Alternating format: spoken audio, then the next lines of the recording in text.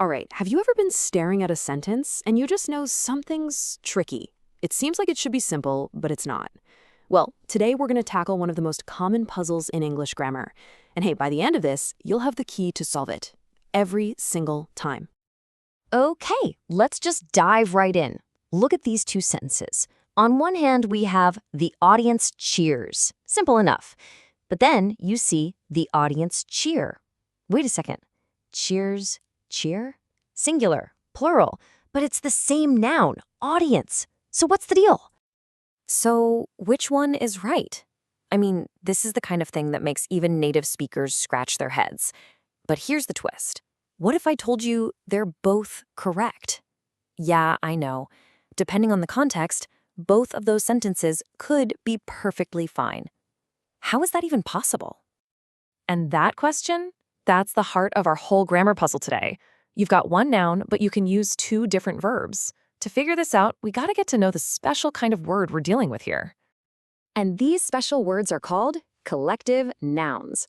They're the main characters in our story today, and they are absolutely the key to this entire mystery. So what is a collective noun? It's really simple. It's just a single word that stands for a whole group of people or things. Think about it. Instead of listing out all the players, you just say the team. It's like a convenient little container word for a bunch of individuals. And the funny thing is, you use these words all the time. Seriously. Team, family, class, audience, staff, committee, group. These are part of our everyday language. I'll bet you've used at least a few of these today and probably never even stopped to think about this little grammar quirk. Okay, you ready for the big reveal? It is time to solve this puzzle once and for all. And the secret? It's something I like to call the one versus many rule. It's one simple idea, but trust me, it's going to make everything click into place. Here's how it works, and it's actually super straightforward. It all comes down to how the group is acting. Are they all doing something together as one single unit? If so, you use a singular verb like is or plays. But are they acting like a bunch of individuals, each doing their own thing within the group? Then you use a plural verb like are or play. That's it. That is literally the whole secret. Okay, theory is one thing, but let's actually put this into practice, right? Let's take our brand new rule for a spin and see how it works with a few real sentences. All right, here's our first one. The family, blank, heading to the province together. So, should it be is or are? Take a second, look for the clues in that sentence. Ask yourself that key question.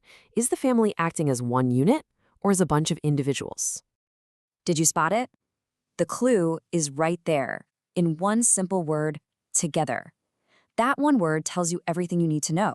It means they're all moving as one, unified group. They're a single unit. And since they're acting as one unit, boom, you use the singular verb is. The family is heading to the province together. See? Simple when you know what to look for. Okay, let's try another one. How about this? The team blank with each other's strengths in mind. So do we use the plural play or the singular plays? Again, hunt for that clue. So the key here is that little phrase, each other's. That's our signal. It forces us to think about the individual players on the team, right? How they interact with one another. They aren't just one solid block. They're a collection of individuals working together. So because the focus is on those individual actions, we go with the plural verb play. The team play with each other's strengths in mind. And it just sounds right, doesn't it? Once you understand the why, your ear kind of knows. Okay, one last example, just to really lock it in. The class, blank, their time helping wherever they go. So is it make or makes? Scan that sentence. How is the class operating here? This one's great because it actually has two huge clues.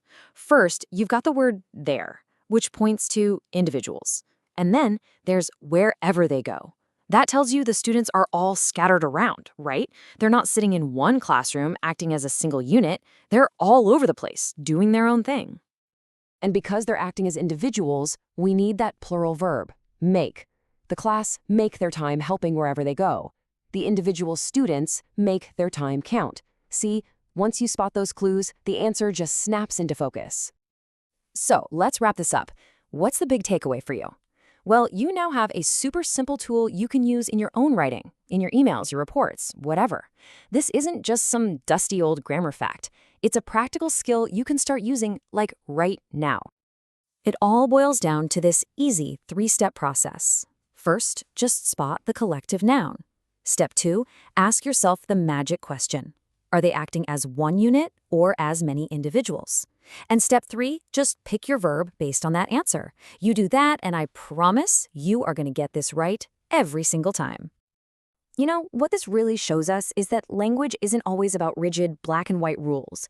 It's alive, it's flexible, and context is everything. Which kind of leaves us with a bigger question to chew on, doesn't it? What other grammar rules that we've been taught are actually way more flexible than they seem?